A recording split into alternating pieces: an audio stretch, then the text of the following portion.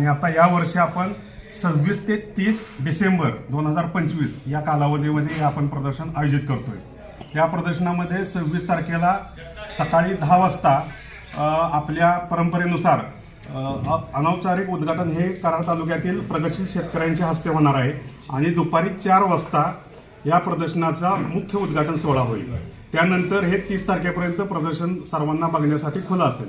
ह्या प्रदर्शनाचं सगळ्यात महत्त्वाचं वैशिष्ट्य म्हणजे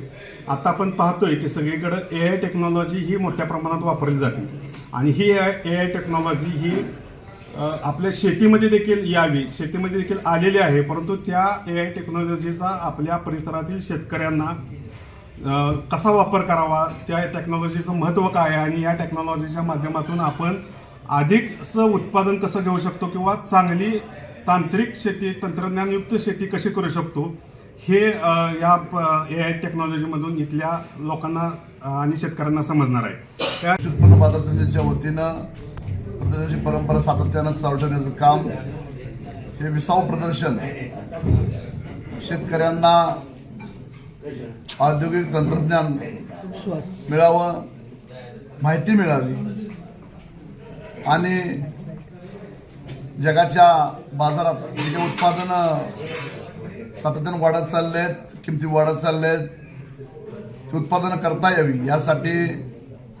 सन्माननीय उदयसिंह पटेल दादा यांच्या मार्गदर्शनाखाली ही कृषी प्रदर्शनाची यंत्रणा सातत्यानं चालू आहे आणि चालू ठेवण्यासाठी आमचे सभापती असतील, उपसभापती असेल, संचालक मंडळ असेल, कर्मचारी वर्ग असेल,